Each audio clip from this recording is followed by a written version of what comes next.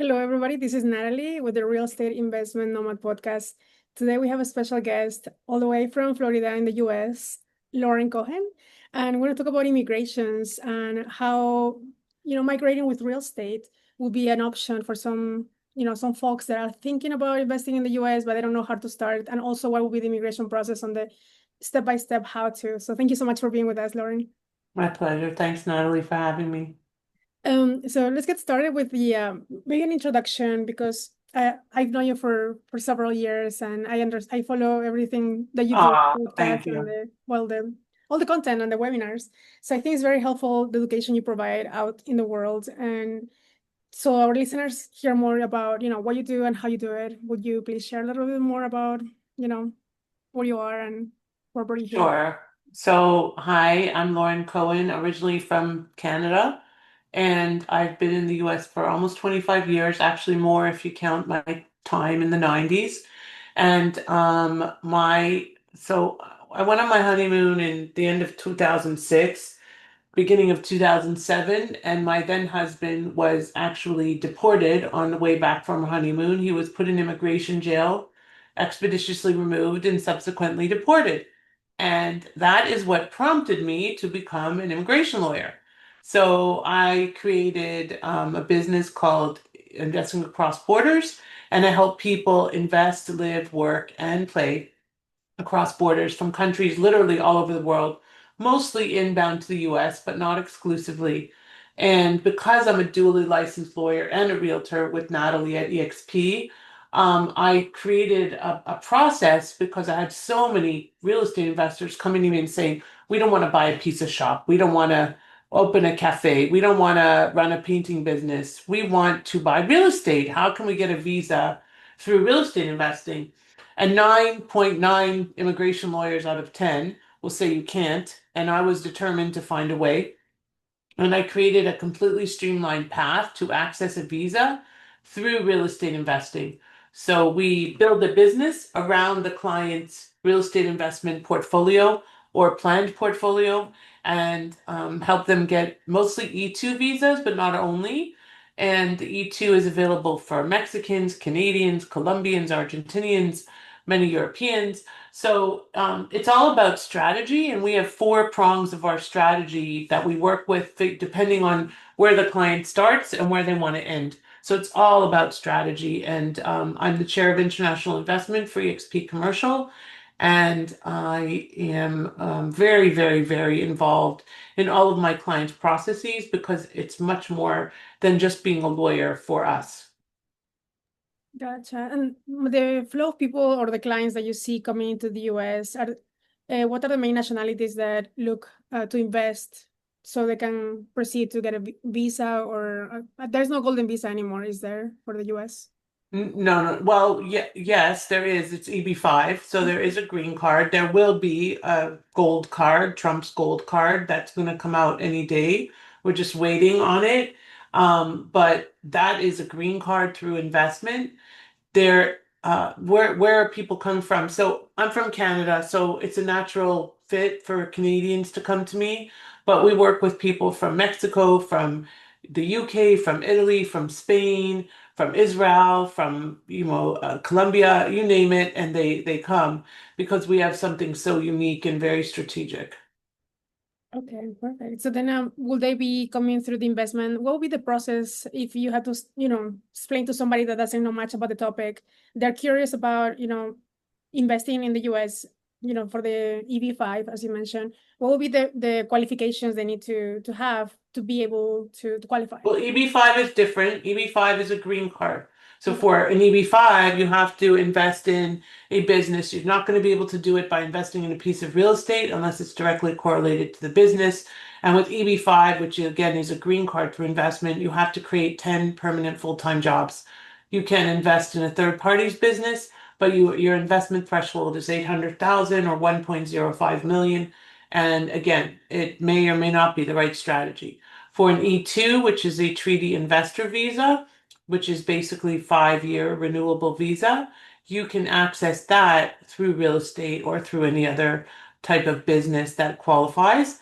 And we take you through a 3-phase process. So it starts with all of the analysis, the pre-visa planning, the structure, the setup, getting your entity, getting your tax ID, your bank account, all the back end stuff that needs to happen before you apply for your visa. You make the investment, you find the business, you create the strategy, you develop the documents, everything you need. Then we go into our second phase, which is the business plan phase, where we take everything we've done in the first phase and incorporate it into a business plan, a very structured, comprehensive business plan that's oriented to getting the visa, not the typical one that you'd see for venture capital.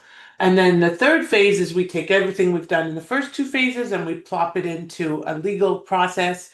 We prepare a petition, submit it to the applicable consulate, and prepare the client for the interview, which goes usually without a hitch. In about 5 minutes, boom, boom, they get their visa and they're done for 5 years. But the key is, Nathaly, that way too many people come into this country because they're just given like some business to run, or they have no passion about their business. They, like I pick on pizza shops, but that's a very common one. And they never even, they really don't have anything to do with the pizza shop. They use it as a path. That's not cool because you're supposed to run the business. What we do is we help them find businesses that about which they're passionate, that they're excited about, that they're inspired by, that they want to build, that they want to scale, that they want to grow, that make a difference and have an impact. And with real estate, that's always going to happen because now you're creating a legacy and you have an asset and you have ongoing income and residual income and all of this. So there's a lot of advantages to utilizing real estate as a path to a visa, for sure. Okay, so then was there any amount for the real estate part So no, that they need that's to a, get? there's no specific amount. Generally speaking, for an E2, for a traditional business, the guideline is around 100,000. Minimum. I will never take a client that's under that. But when you're buying real estate, it's more because now you're buying an asset. So there's a tangible asset. So we recommend that clients have at least 250,000 available to start the process. And to be candid, it's not a good idea to really start the process unless you have that much money because you're going to be struggling, and we don't want to see you struggling. Gotcha. So that would be for the fee with you, or like to the amount of money they need to invest? No, no, no. Yes. So our fee ranges from, well, it ranges. We have different fee structures. But the 250 is inclusive of everything. And you can even get by for less than that because you get mortgages for the properties and so on and so forth.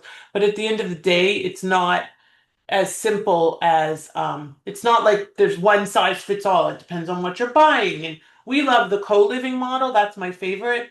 So we create a structure around developing these co-living spaces, to allow people to invest in a very lucrative asset while getting their visa and status in the US. And they don't have to buy the whole building. Like say in co-living, they have to own the building. Will that be several investors with the same No, project, or they just need one to own project? at least 50% of the business that they invest in. Yeah. Okay. Oh, that's great. So then we have two paths. The one that will be as an investor, like EB-5, and Uh-huh. will be through real estate, E2. No, no, not necessarily. EB-5 is a green card. Green card. E2 is non-immigrant. It's not a green card. It's renewable every 5 years. That's the With an difference. E2, you can do a traditional business or real estate. Okay, so that's The good. unique path is real estate because traditional business, people don't always want to buy a traditional business. EB-5 is a different animal altogether, and that is only really for those that want a green card. Okay, okay. So then this will be if they want a visa. With that visa, they can work in their own business only. They have limitations on They can only run their own business. The spouse does get a derivative visa and can pretty much do anything he or she wants. So we figure out which spouse should be the applicant and which spouse should be the derivative based on the likelihood of getting a job and what their goals are. So I get to say it's all very strategic. awesome. And for the amount of investment in the real estate asset, you mentioned that will be is there the minimum max of the Again, there's nothing set in stone. We look at each investment individually and what the client is planning to do. We recommend that they have at least 250,000 available in order to start the process properly. Mhm. We can do it for less, but again, we don't want people to struggle once they get here. Right, right. Makes sense. And then for the people that are contacting you these days, which states within the US they choose to invest in? Like what? Florida, Texas, Arizona, North Carolina, Michigan, Ohio. Yeah, the states that are more landlord friendly. Okay. So then will they work with you on the managing side of things, or you kind of like help them? Yeah, we have property management involved in the process. We it's a turnkey option, and we help them turn it into a business that works. Yeah.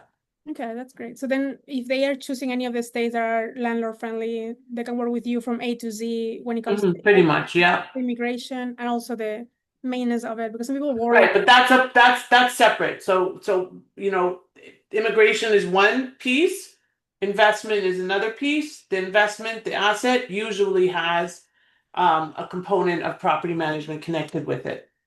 Okay.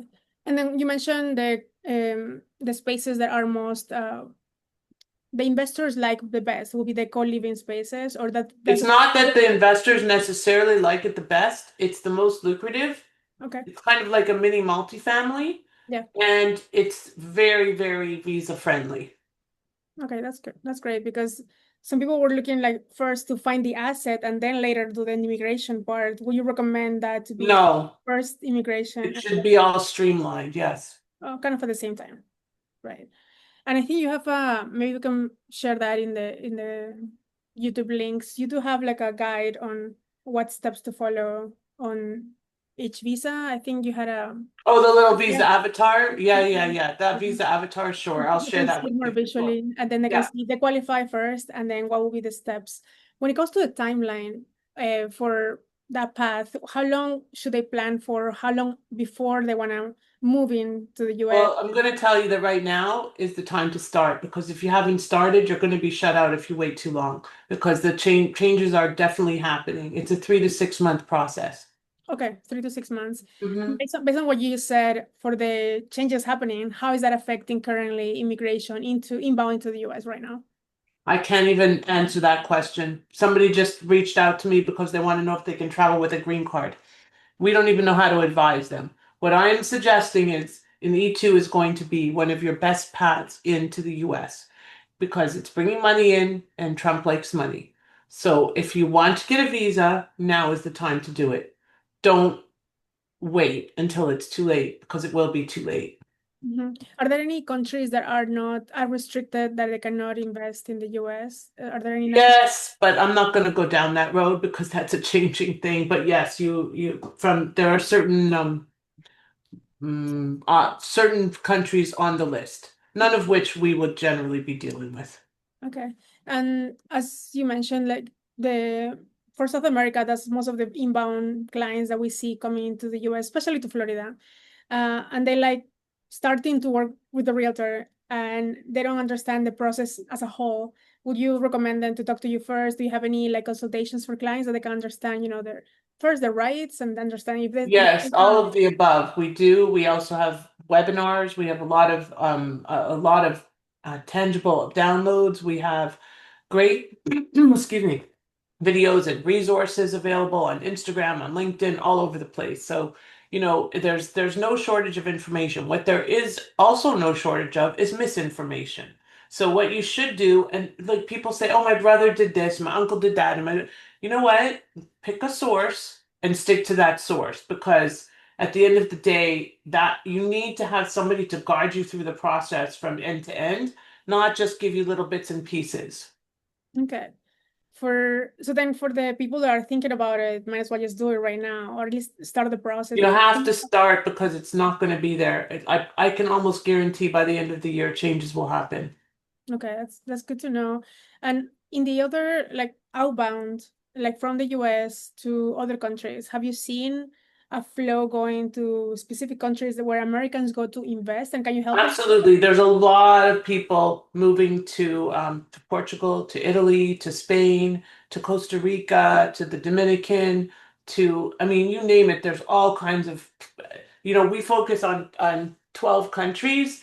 Um, Portugal is probably a very high up there. Honduras, I have a lot of investments In Honduras, it's very easy to get residency. It's not like you have to move permanently, but you can take advantage of opportunities. So those are the main countries that you see outbound, and the process that they will follow. Would you work with other Yes, attorneys we do, that but I'm not usually? gonna that they're every single country is different. So I have partners in pretty much every country that help to process through the whole process, kind of like a replica of me, but nobody's quite as good as me. No, that's what we're talking about the experts. There are many risks when one goes abroad, right? Like their Of clients, course. they just think that it's a nice house. We've seen some markets inflating and deflating. Example in Mexico in Tulum. What would be some of the risks they need to know before they step out, into buying real estate abroad that you've seen, Yeah. you know. Well, look, it's not one size fits all. Everybody needs to have proper guidance. And the big mistake that you make is trying to do it yourself. Trying to figure out all of the pitfalls, trying to figure out how to navigate all the legal avenues. At the end of the day, there's a reason that people are experts in their field. And you need to respond to respect that expertise and work with people that are experts. Another thing that people tend to do is invest in the US or try to develop a business or something without having proper deference to their home country. And you don't just automatically become a US taxpayer, it's a process. So you need to work with people that are experts on both sides of whatever the border is, whether it's a land border, whether it's a water border. It's important to have expertise, international expertise, not just inbound to the US, but considering what happens in terms of where you came from and where you're going and what your plans are and everything like that. Yeah, that's super important. We've seen many cases that the horror stories that they don't understand or they know they trust the local realtor, but then they don't have the full capacity to advise as an attorney or as an accountant specialist, and then they end up in some, with some mistakes on the way. Are there any country recommendations that you have that you'll be like, most people are going this way, like for example, Portugal, and it's a safe place to invest and park your money for when it comes to real estate? Yeah, the problem is that I could say that today and tomorrow I don't want to like, Portugal seems like a great place. Honduras seems like a great place, Like right now. but who knows when political upheaval will happen. I mean, look, this country is in a state of um uh, change, of transition. There's a lot of upheaval, there's a lot of uncertainty. Hmm. And at the end of the day, there's uncertainty in the world. Yeah. And I think what you have to do is go with your gut. And if you want to make a move, if you just keep talking about it, it's never going to happen. I mean, look, Nathaly is not from here. I am not from here. We made the move, right? Yeah. We're still alive. We're still surviving. And not only that, we're even thriving. Yeah, no, I love the fact that you're sharing this information because many people have a curiosity and sometimes they don't follow the steps to do it in the right order because I think it's super important the order. You mentioned we talk about some of the steps. What would be so number one will be engaging on the legal understanding of what they're doing immigration wise before they find an You asset. have to create a strategy. Okay. And I think far too many people are just like, get me a visa, get me out of here, get me a visa. It doesn't work like that because you're going to fail. And if you fail, not only does your business fail, but that means you have to go back to your home country. So let's find a business that's going to succeed, that's going to help you to scale and grow and be successful in this country so that you can keep your family here, grow your family, scale your business, and build your own future. Because I always say there's four types of strategies. There's the visa strategy, the business strategy, the family strategy, and the future strategy. And if all of those don't align, you shouldn't be doing this. Mhm. When you mentioned the family and the visa that we mentioned earlier, E2, they're allowed to bring their families with and They bring their families, but at 21, the kids do age out, meaning that they no longer have status. So we have to create, again, a strategy to figure out what's going to happen to those I'm sorry, to your family members at that time. Do they become partners in your business? Do they have another business that they partner in? How does that all work?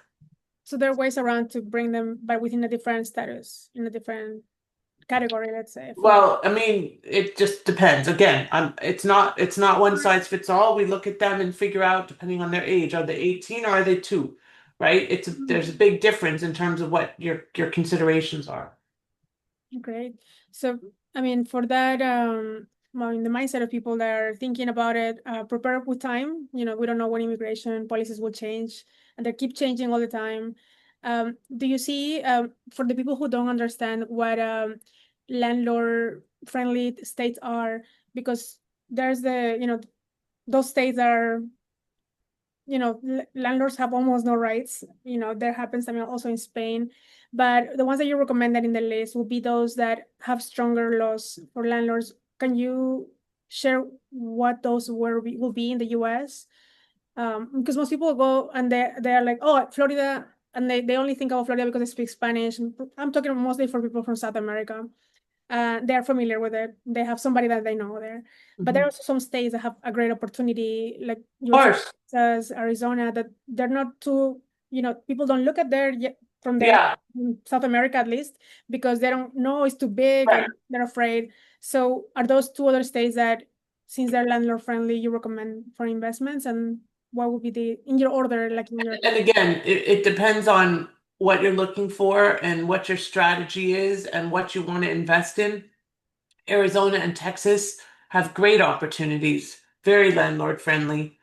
Texas for sure, lots of Spanish. So for South Americans, it's very friendly place. Same with Arizona, really.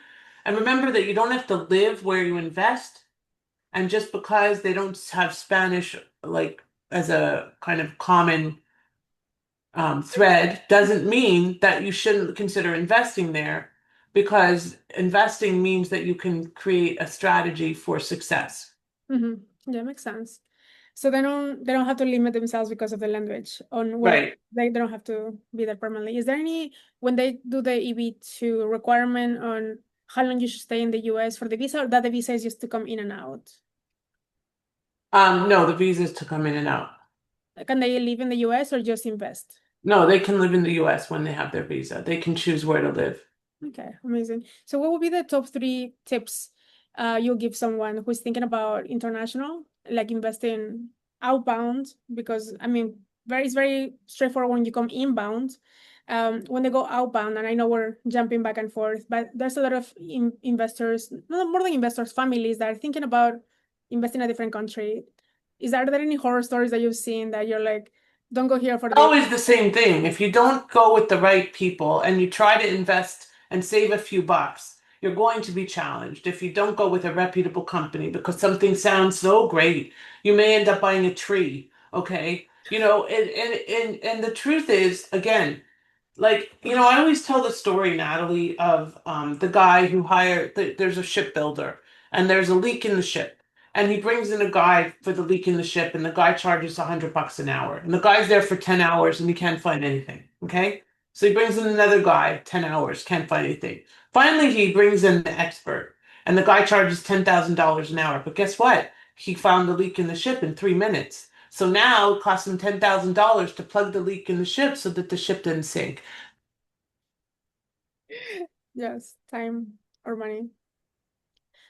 Well, this is great information for everybody who is listening on the immigration side of inbound to the US. We always talk about international real estate, sometimes outbound, provide education and everything that has to do with investing safely, understanding the reading between the lines in different countries, and also, how to transition money safely outside of the US. But as we were traveling in South America this year, found a lot of people asking what does it take to come to the US, and how much do I need to invest, and what will be the process and the timing. That's kind of the reason that we did this interview, to make sure that they also have their questions answered, and at least they can start here and take it with you after that. Yeah. So yeah, this was very Oh, important. and also don't forget they're going to need financing, and everybody can get financing no matter where you're from. Your financing in the US is not based on your necessarily credit, especially as an investment property. It's based on the rent rolls or the anticipated returns on the property. So don't worry, we've got financing partners for you. Oh, that's one of the questions that they ask for. So they don't immigration, like they don't have to be a citizen or resident to apply for No, the rental income. correct. You mentioned the rental rolls. For those that don't understand, we'll put them in the description also to get some of the terms that they're like, what is that? We understand it, but then for the listeners that are like, I want to understand the step by step, we just break it down. Awesome, amazing. And how can people find you online? How can they contact you? I know you're everywhere online with your name, and Lauren. Everything I do is on Investing Across Borders, and you can find me at hello@investingacrossborders, and on Instagram, on Facebook, on LinkedIn, everything. Investing Across Borders. You can't miss me, and if you do, you're not looking well. Awesome. Appreciate all the information today and education as well, because it's very important for people to be informed before they make a jump, at least into the US, especially with many things changing. Don't go just risking, with your uncle's story from last year, it will be changing by this year. And just don't miss out on the opportunity of investing in real estate in the US. Thanks again, Lauren. Appreciate it. My pleasure. Thank you, Nathaly. I'll send you those assets. Thank you. Take care. Bye for now.